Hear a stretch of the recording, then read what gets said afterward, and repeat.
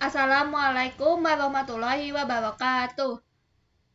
Perkenalkan, nama saya Zahra Bianca Widakdo. Saya dari kelas 2 SE2 dari sisi IT FTUI. Di sini saya akan menjelaskan beberapa komponen Java. Yang pertama, nanti kita akan membahas tentang typecasting terlebih dahulu. Oke, di sini pertama-tama saya ingin menjelaskan apa itu typecasting di dalam Java. Nah, saya sudah membuka sini codingannya. Jadi, typecasting adalah bagaimana cara kita untuk mengubah suatu tipe data menuju tipe data yang lain. Di dalam typecasting ini ada dua jenis, yaitu ada widening casting sama narrowing casting. Kalau widening casting itu dia mengubah tipe data dari tipe data yang kecil menjadi tipe data yang besar. Kalau narrowing itu justru sebaliknya, dari tipe data yang besar menuju tipe data yang kecil. Nah, ini di sini contohnya. Ini kita mau di widening ini tipe data dari byte ke integer ya. Sini kita udah menginisialisasikan si byte sama si integer. Kita juga harus memperhatikan ya step-step range yang ada di masing-masing tiap tipe data. Untuk byte sendiri itu maksimal kurang lebih sekitar 170 sampai minus 170 ya. Kurang lebih begitu. Jadi kita pasang cuma 70. Ini misalnya integer. Kita samain aja nih. Integer I1 sama dengan B1. Ya. Kita coba run. Kita pencet Fn shift F6.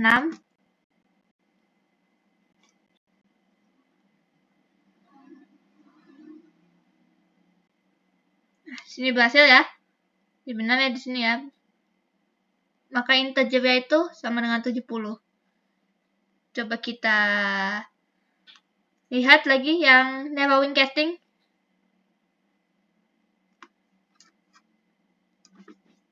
Kita bentuk komen dulu.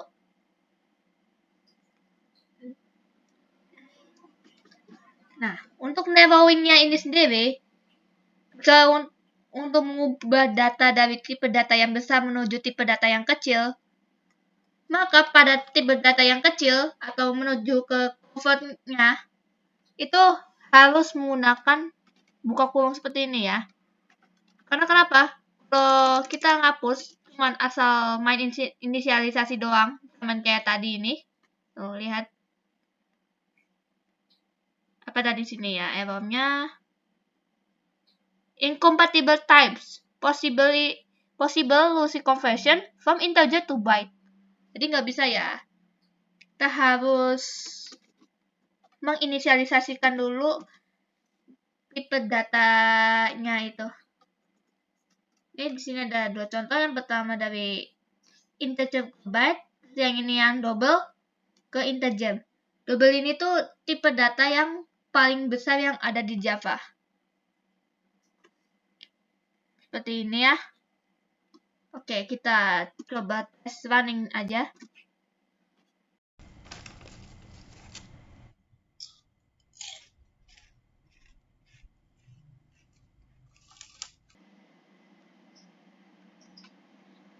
Ini benar ya. Yang kita di sini mau mengedisplay yang ini aja dari integer ke byte. Oke. Nah, sip. Integer itu awalnya 70. Lalu kita mau mengubah menjadi byte. Jadi hasilnya seperti ini. Oke, gimana kalau misalkan kita mau ngedisplay yang dari si double menuju integer. Inisialisasi, ini kita mau manggil ini ya, integer I3.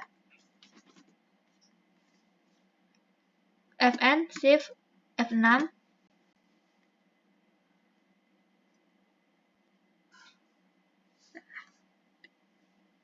Sama ya yang ada di sini ya. Oke, jadi begitu penjelasan dari typecasting. Selanjutnya, di sini saya akan menjelaskan tentang si regex. Regex itu adalah regular expression, yang dimana sebuah ekspresi dari urutan-urutan karakter yang terbentuk kalau kita sedang mencari. Misalnya, kita mencari suatu karakter di dalam suatu kalimat, nah nanti di tampilannya itu apa aja hasilnya. Di dalam regex itu sendiri, tetap ada pattern sama matcher. Pattern itu kata-kata yang ingin kita carinya itu loh. Seperti ini, di line 15. Matchernya itu berfungsi untuk sebagai cara untuk bagaimana mencari pattern yang udah kita buat ke dalam suatu stringnya. Sini ada contohnya. Sini kita menginisialisasi stringnya itu kokopiup. Namanya itu kayak kelapa diparut, kepala digaruk. Dan kita ingin mencari patternnya ini nih. Apa kata kunci yang ingin kita cari? Kan ya. Terus sebelumnya ada pattern Jojo. Kita mau membuat si pattern kayaknya ini sebagai namanya itu Jojo. Langsung sama dengan pattern.compile. Kita ubah lagi sebagai pattern. Yap. Sini. Terus di bawahnya kita membuat nama untuk si matcher. Matcher itu adalah Jaja.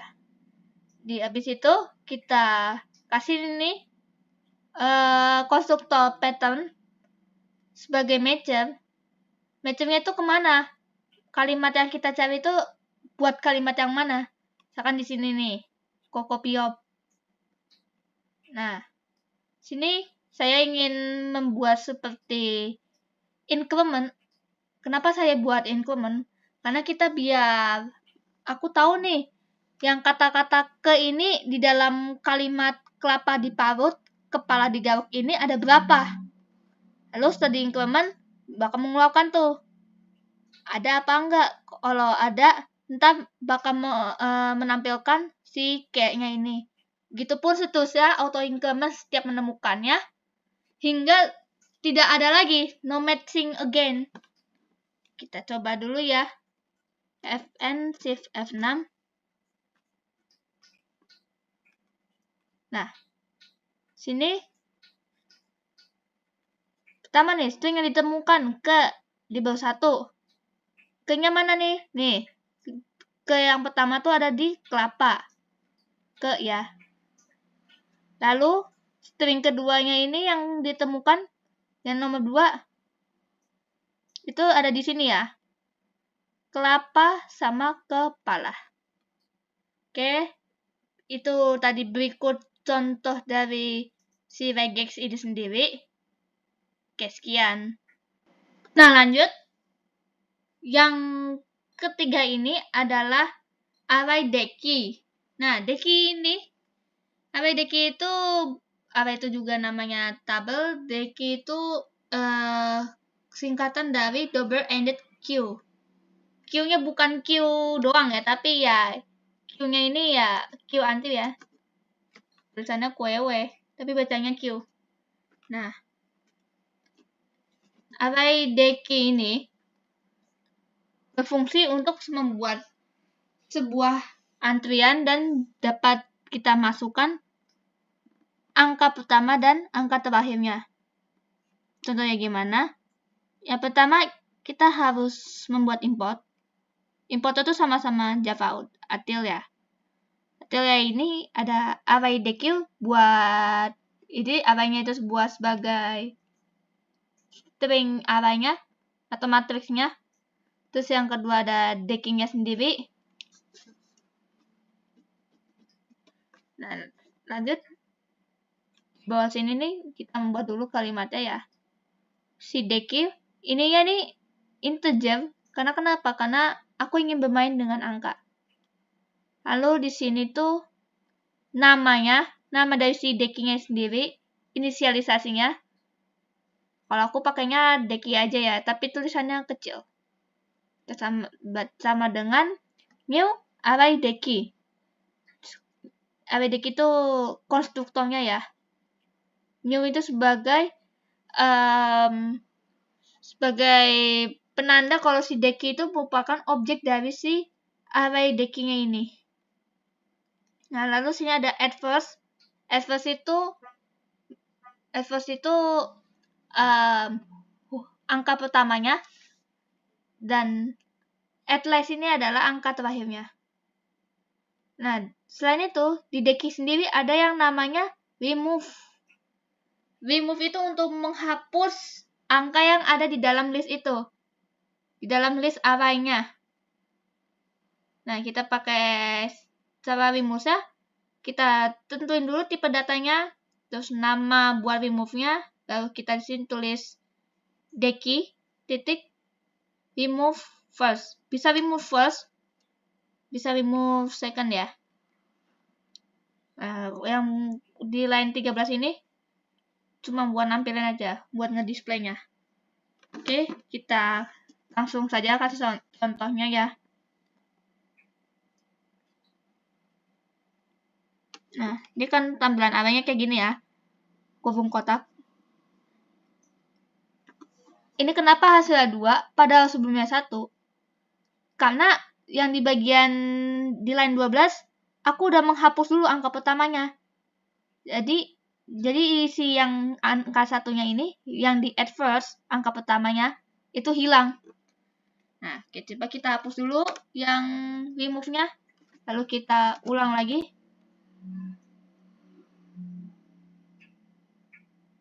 Nah, tetap ada ya. Sini.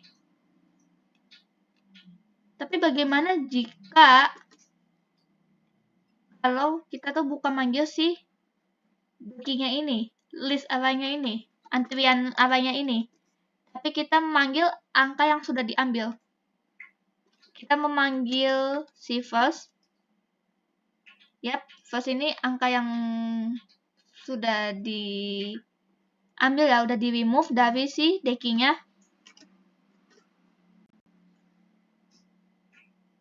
Oke, dan lihat 1.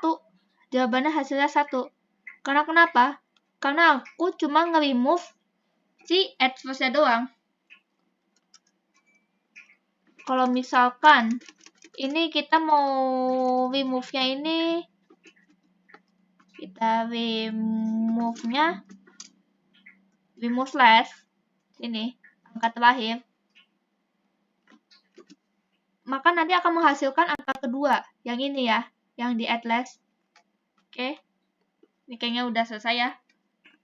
Tuh, tada.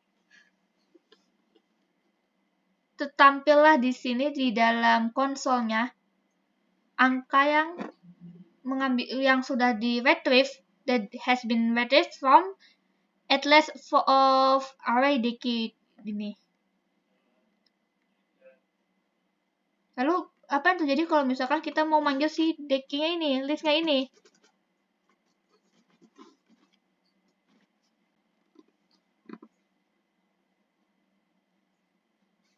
Nah, angka yang tertampil di sini, yang ke display, hanyalah angka 1.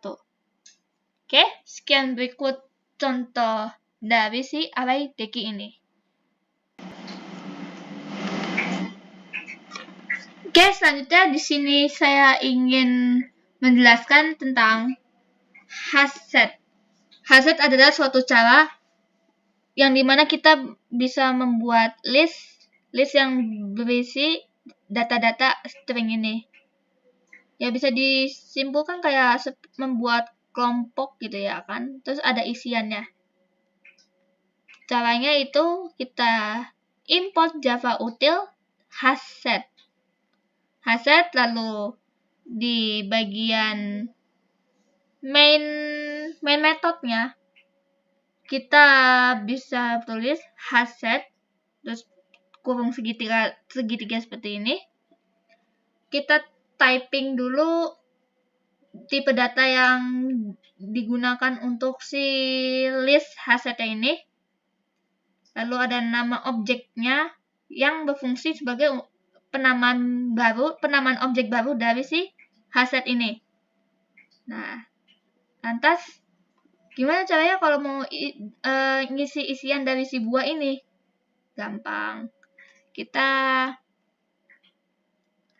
hanya perlu mengetikkan nama objek dari si hasset, yaitu buah. Kalian juga bebas ya namain apa aja ya, sesuai semau kalian. Nah, kita di sini kita yang add. Nah, baru tuh isi mau yang mana? Mau buah apa? Misalkan mau buah ini aja ya. Timun deh, timun. Buah timun. Oke.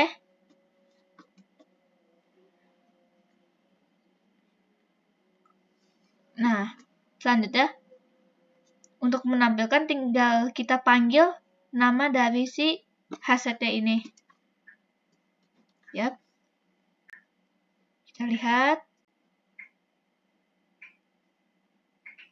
Tada. Ini ya. Ini karena sebenarnya ada cherry, timun. Cherry ini yang baru aku masukin sama timun tadi yang barusan saya ketik di sini. Maka yang telah dimasukin tuh berada dalam list paling awal ya. Jadinya cherry, timun, lalu jeruk, strawberry, peach, kelapa, pepaya. Jadi kayak secara urutannya aja gitu ya. Urutan dari terakhir kita masukin ke dalam. Lalu selanjutnya ada treeset. Treeset ini sama kayak hasset ya, cuma perbedaan di sini adalah kalau treeset ini itu dapat mengurutkan data dari awal sampai akhir. Kalau misalkan angka kan dari 0 sampai angka keberapa yang terakhir. Kalau huruf itu bisa dari A sampai Z. Kita contohin aja ya. Biasa kita perlu import Java util treeset, lalu kita menginisialisasi tipe datanya, nama objek lalu sama dengan new treeset, yaitu berfungsi sebagai initializator kalau si buah ini merupakan nama objek baru dari si treeset. Dan untuk mengisi isiannya, kita tinggal ketik nama treesetnya, pencet add, lalu masukin apa di sini nih. Misalnya buah apa ya? Nanas deh, nanas. Oke. Kita coba running.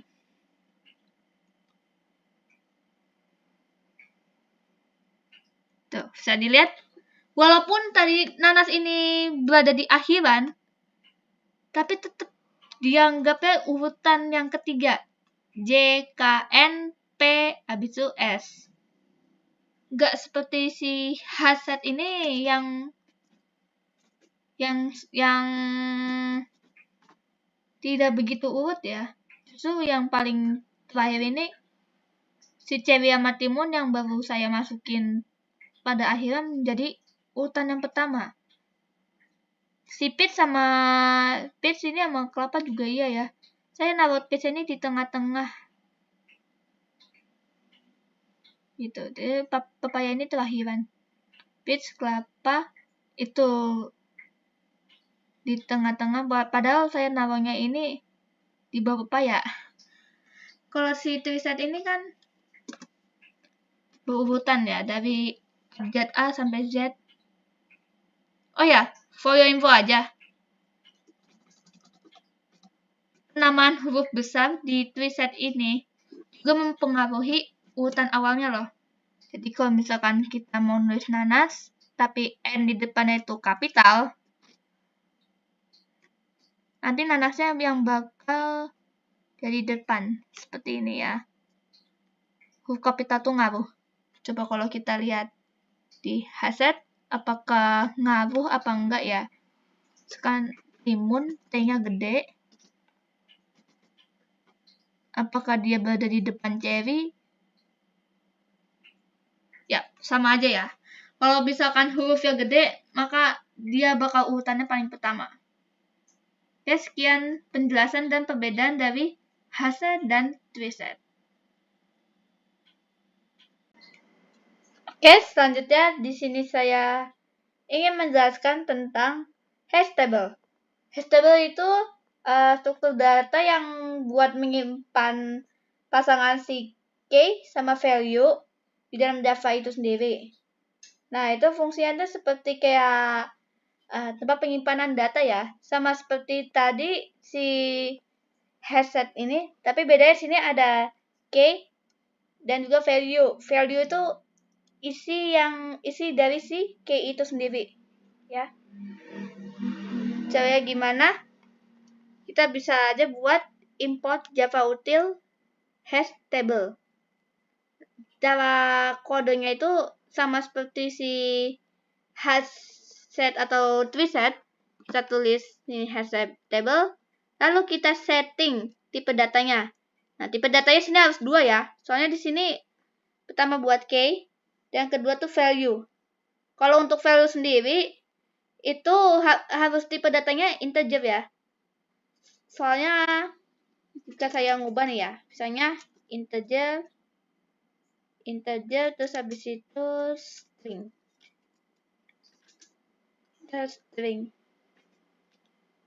Gak bisa. Gak bisa ya. Minimal integer lah ya. Kalau integer juga gak bisa. Karena ini key pun juga mau gak mau harus pakai huruf ya, atau karakter lain. Jadi mau gak mau integer, itu string.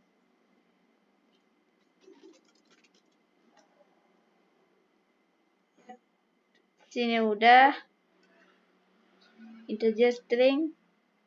Nah, bisa kayak gini ya. Entah kenapa tidak bisa pakai int. Mau gak mau harus secara lengkap integer. Gak bisa pakai int. Kalian kalau mau tulis integer ini tinggal int, control space. Nah, pakai yang ini, integer ya. Lalu sini kalian baru buat nama objeknya, bebas mau dinamain aja. Karena di sini buat berfungsi sebagai nama objek baru dari si hash table. Gimana cara buat menginput isian value-nya sama key-nya? Kita bisa ketik hashtable.put ya. Hashtable lalu kita masukin dulu key-nya. Kita mau input nilainya siapa nih ya. Misalnya saya sendiri, integernya itu misalnya saya masukin nilainya 100 deh. Yap. Cara ngambilnya gimana? Cara buat memanggil si hash table-nya, kita tinggal membuat variabel yang berfungsi untuk mengambil data yang ada di hash table. Kalau ngambil data tuh pakainya hash table.get. Nah, sini ada di dalam konstruktornya ini bisa diisi key-nya. Key aja, gak bisa dimasukin value. Misalkan mau masukinnya si Santika ya. Nah, ini sih ada enumeration, tapi nanti dulu saya jelasin ya. Oke. Tunggu sebentar. Nah, habis ini bisa saya buat, dan ini tipe datanya integer ya. Kalau string kita tidak bisa, jadi harus integer. Ini karena angka, karena di sini ada value. Kalau value itu kan harus berupa angka ya, nggak bisa bentuk karakter lain atau huruf. Kita buat nama variabel ini yang pertama, baru konstruktor untuk mengambil data dari si hastable. Misalkan kita mau tampilin nilainya Cantika, lalu kita print di sini. Kita bisa print di sini. Nah, value-nya, dan kita manggil si variabel untuk mengambil si data hastable-nya. Oke, kita coba ya. Fn shift F6.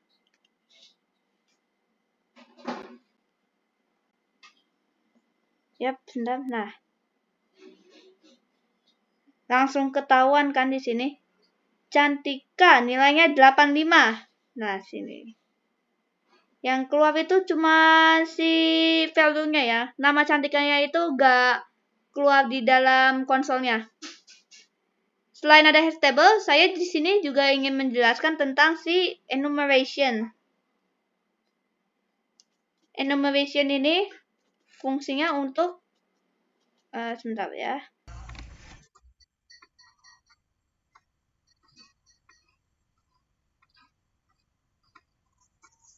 Maaf ya tadi, karena ada sedikit kesalahan teknis dan saya benerin tadi. Oke, kita lanjut di enumeration. Nah, enumeration ini fungsinya untuk memanggil semua data-data yang ada di dalam hastable. Dari Abdul sampai Bianca. Caranya gimana? Kita bisa import dulu Java util enumeration. Terus kita buat lagi sama seperti si hastable. Cuma bedanya di sini tipe data yang dimasukin cuma satu aja. Kita sini ngambilnya string. Karena kenapa? Karena mau ngambil semua data yang ada di hastable ini ya. Nggak bisa pakai integer. Kita langsung kasih nama objek ya. Lalu kita sini menggunakan while. Karena fungsi di sini untuk mengambil semuanya secara berulang-ulang. While itu kan termasuk salah satu bagian dari looping ya. Untuk pengertian while sendiri mungkin kalian bisa cari-cari video YouTube lainnya atau di Google. While itu apa? While-nya di sini kita pakai case titik has more elements. Has more elements ya. Karena untuk elemen-elemen lainnya, jadi kayak elemen itu lebih dari satu lah ya.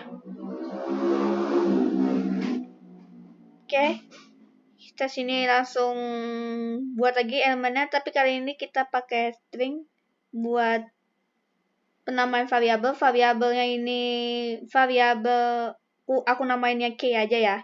K titik sama dengan enumeration lalu next element. Nah, sini ada k, ini k, yap, dari si string variabelnya. Value-nya kita bisa kasih hastable get. Namun di dalam konstruktornya kita tulis si k-nya ini buat sebagai memanggil konstruktor case titik next element. Kita ini dulu ya. Oke. Nah, coba lagi kita mulai. Ini Ana biarin aja deh yang enumeration di bawah ini aku tampilin. Nah, sip. Aku gedein dikit ya. Nah, sini ada K. Budi. Ini Ana 100. Cantika. Ini 85. Bianca. Ini 100. Abdul 70. Tapi di sini urutannya dari value yang tertinggi sampai value yang terendah ya. Kalau kalian bingung ya, karena liatin aja value-nya ini dari tertinggi sampai terendah. Kalau ada yang sama, ya berarti diurutinnya sesuai abjad dari si K-nya tadi. Nah, oke. Berikut pengertian dari si hastable itu sendiri.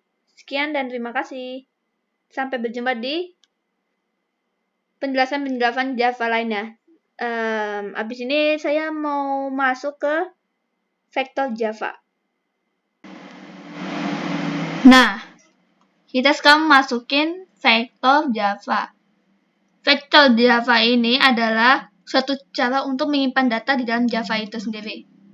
Nah, bedanya dengan si hashset atau treeset ini, terutama sama hashset ya, soalnya kalau sama-sama sama hashset ini kan datanya nggak bakal terurut secara abjad atau terurut dari awal sampai akhir. Bedanya si vektor Java dengan hashset itu tuh kedinamisannya sama duplikasinya. Kalau vektor Java dapat mengizinkan untuk duplikasi data, tapi sedangkan hashset itu tidak bisa untuk melakukan duplikasi data. Caranya gimana? Kita import Java util vektor ya di sini. Habis itu kita buat, nah begini bentukannya, konstruktornya, vektor, terus nama tipe data, nama objeknya, lalu new vektor. Nah, sini konstruktornya. Untuk mengisi data yang ke dalam vektor, itu kita tinggal masukin aja nama objeknya dot add. Baru di sini kalian isi data-data yang mau diisi. Nah, sini di vektor juga bisa melakukan remove ya. Nah, remove-nya ini buat menghapus data dari dalam vektor. Di sini saya mau menghapus buah markisa deh. Sini. Yep. Lalu kita coba run.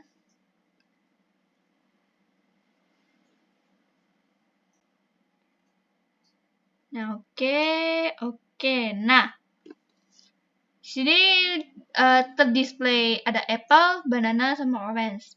Nah, kenapa markisa nggak ada? Karena sudah di-remove dari vektor Java itu. Oke, sekian penjelasan mengenai vektor Java. Ya, selanjutnya, sini saya ingin menjelaskan pengertian dari thread. Thread ini berfungsi untuk menjalankan dua buah metode secara bersamaan. Dengan metode yang lainnya ini, nggak perlu ngeganggu si metode utamanya. Yap, tapi dengan syaratnya kalau buat metode keduanya ini, pakainya yang run. Nama metodenya adalah run. Karena fungsi run ini biar nge-override dari si thread-nya ini. Caranya itu kita buat public class thread, extend thread. Maksud aku public class, nama kelas kamu, terus extend thread. Lalu di sini kau buat main metode utamanya. Lalu kau buat si kelas kau ini, nama value ini, dibentuk sebuah objek baru. Lalu kita tulis ini nama objeknya titik start. Karena kenapa? Agar berfungsi agar si thread ini berjalan. Nah, di bawah ini kau bisa nulis source-nya ini misalnya halo dunia ya. Lalu di bawahnya ada public void run. Dia akan nge-override dari si thread. Kita langsung di sini bisa tulis source-nya itu hello world.